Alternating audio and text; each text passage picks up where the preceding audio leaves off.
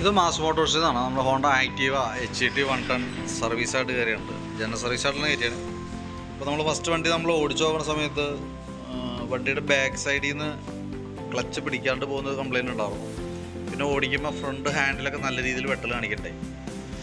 പിന്നെ പെട്രോൾ ഉണ്ടായില്ല. വണ്ടി ഓടിച്ച് ജസ്റ്റ് ഒന്ന് കുറച്ച് നീങ്ങിയപ്പോഴത്തേക്കും തന്നെ ഫുള്ള് തീർന്നു. പെട്രോൾ നമ്മൾ 100 രൂപയ്ക്ക് അടിച്ചതിന് ശേഷം വണ്ടിയാണ് ഓടിച്ചു നോക്കിയത്.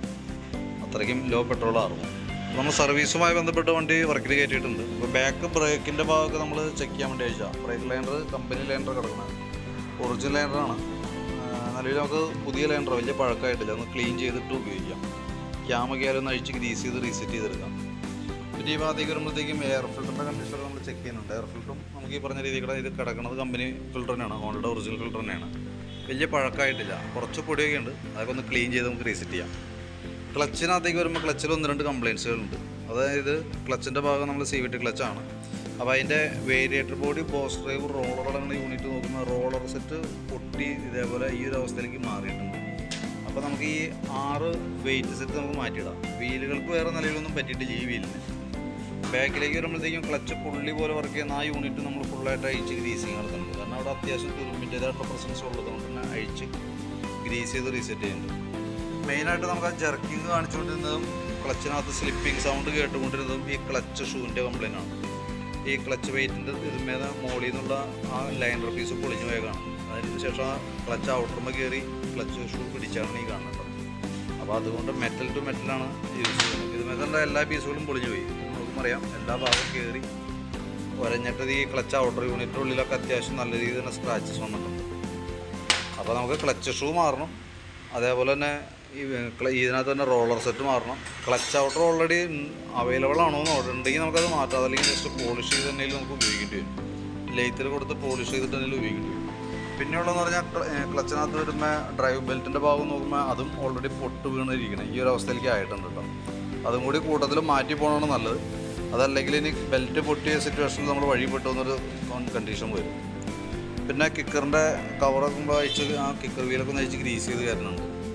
പിന്നെ നമുക്ക് വണ്ടി ഓടുന്ന സമയത്ത് ജസ്റ്റ് നിർത്തുമ്പോൾ വണ്ടി ഓഫായി പോകേണ്ട കംപ്ലയിൻ്റ് ഉണ്ടോ? അതിന് 2 കാരണങ്ങളുണ്ട്. ഒന്ന്, നമുക്ക് ഇതിൻ്റെ ഈ ചോക്ക് കേബിൾ ഔട്ടർ വലിഞ്ഞിട്ട് വെച്ചിട്ട് ലോഡായിട്ട് നിൽക്കുകയാണ്.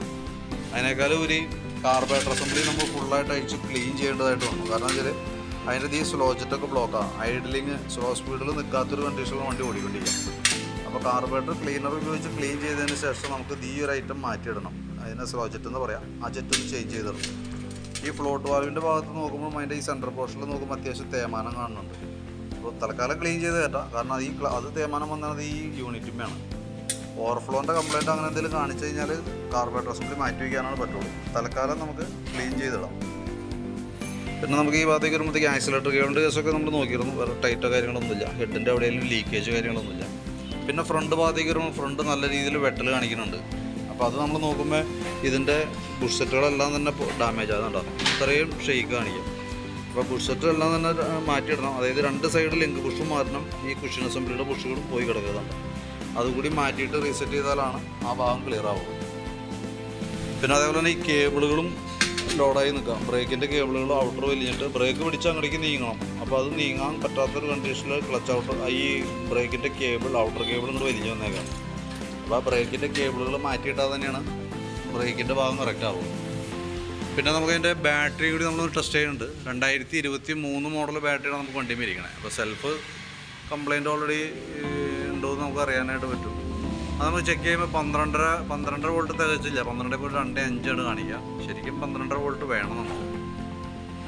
ടെസ്റ്റ് ചെയ്യുമ്പോഴും ബാറ്ററി ലോ ആയിട്ടാണ് കാണിക്കുക. അപ്പോൾ നമുക്കൊന്ന് അഴിച്ച് ബാറ്ററി ഒന്ന് ചാർജിലിട്ട് കയറ്റാം. കാരണം വെച്ചാൽ നമുക്കിപ്പോൾ ബാറ്ററി ഫുൾ ചാർജ് വരുമ്പോൾ ഏറ്റവും ചുരുക്കി നമുക്ക് 12 വോൾട്ട് എണ്ണയിൽ നമുക്ക് കിട്ടണം.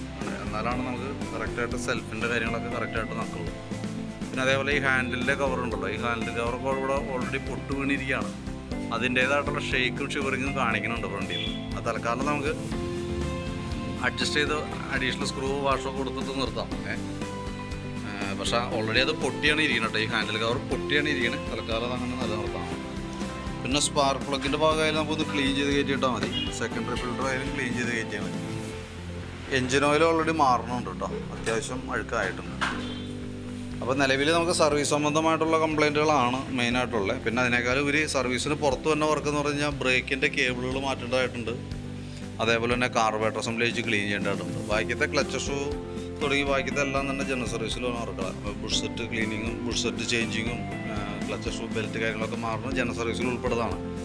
ബ്രേക്കിൻ്റെ കേബിളുകളും അത് കാർബറേറ്റർ അസംബ്ലി നമുക്ക് അതിന് പുറമെ വന്ന വർക്കാണ്, സർവീസിൽ പുറമെ വന്ന വർക്കാണ്. അപ്പോൾ അതെല്ലാം ഉൾപ്പെടുത്തി ഞാൻ ഏകദേശം ഒരു എസ്റ്റിമേറ്റ് നോക്കിയിട്ട് അതിൻ്റെ ഡീറ്റെയിൽസ് വാട്സാപ്പിലേക്ക് സെൻഡ് ചെയ്ത് തരാം. വീഡിയോ കണ്ടതിന് ശേഷം നോക്കിയിട്ടൊന്ന് റിപ്ലൈ ഇടാം. അതനുസരിച്ചിട്ട് നമുക്ക് വർക്ക് കംപ്ലീറ്റ് ചെയ്യാൻ വേണ്ടിയിട്ടാണ്. അപ്പോൾ റിപ്ലൈ കിട്ടിയാലാണ് അതനുസരിച്ച് നമ്മൾ വർക്ക് കണ്ടിന്യൂ ചെയ്യുള്ളൂ. അപ്പോൾ നോക്കിയിട്ട് പരമാവധി കണ്ടു കഴിയുമ്പോൾ തന്നെ ഒന്ന് റിപ്ലൈ ഇടാനായിട്ട് ശ്രദ്ധിക്കും.